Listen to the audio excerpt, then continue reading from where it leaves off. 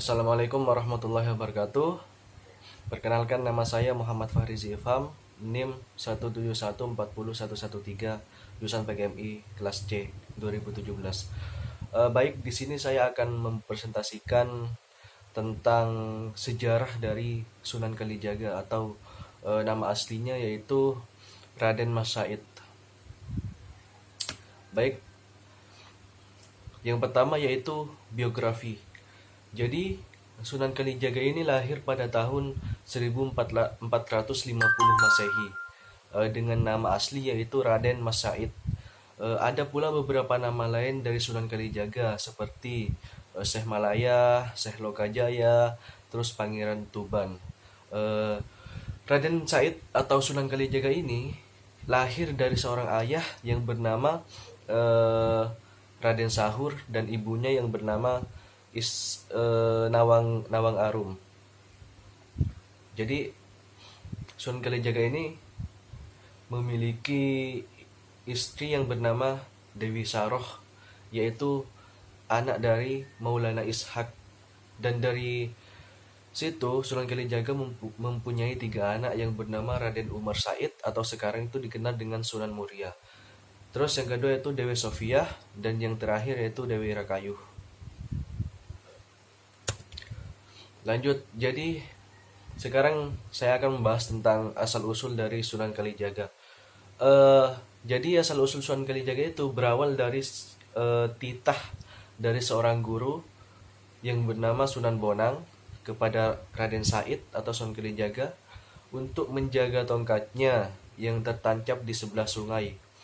Jadi Raden Said atau Sunan Kalijaga ini harus bersemedi di sana dan dilarang pergi atau bangkit dari semedinya sebelum Sunan Bonang atau gurunya ini datang kembali ke tempat itu. Jadi sejak itulah ketika Sunan Bonang datang lagi ke tempat itu, eh, maka Sunan Kalijaga atau Raden Said ini diberi nama Sunan Kalijaga oleh gurunya yang bernama Sunan Bonang. Jadi kata Kalijaga di sini yaitu berasal dari 2 kata. Yang pertama yaitu kali dan yang kedua jaga. Nah, kali sendiri dalam pengertian bahasa Jawanya itu berarti sungai dan jaga itu berarti menjaga atau menunggui. Jadi kata Kalijaga ini artinya menjaga sungai. Lanjut. Jadi, nah sekarang saya akan membahas tentang asal mula dakwah Sunan Kalijaga.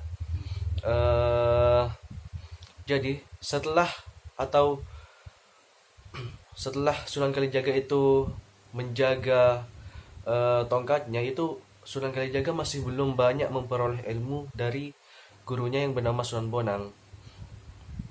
Baru setelah bersemedi, Sunan Bonang mengajarkan banyak hal tentang agama, tentang kehidupan, dan tentang dakwah sejak kepada Sunan Kalijaga. Nah, semenjak menjadi murid Sunan Bonang, Sunan Kalijaga ini giat dalam berdakwah.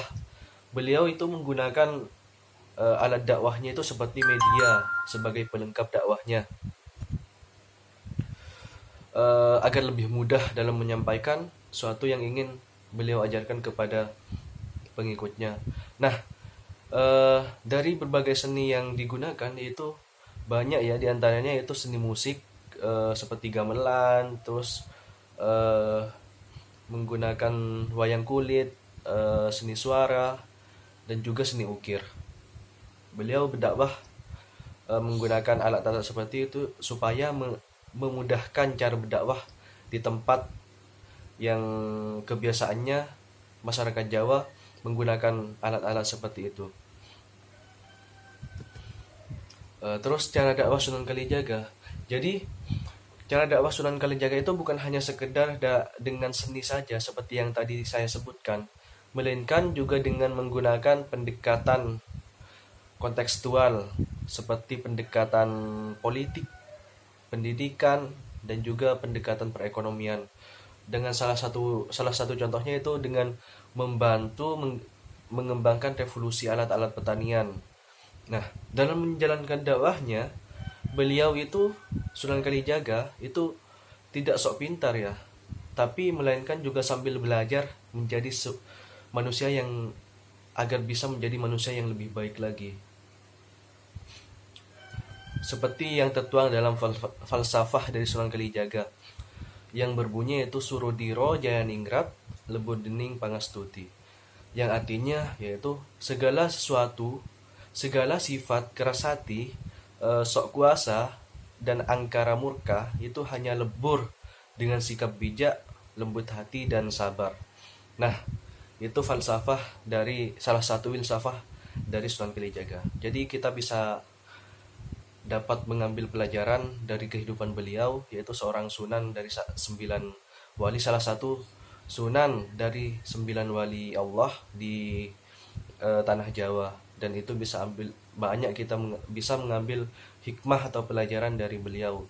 Mungkin hanya ini yang bisa saya sampaikan, kurang lebihnya saya mohon maaf kepada teman-teman dan terima kasih atas dosen pembimbing mata kuliah.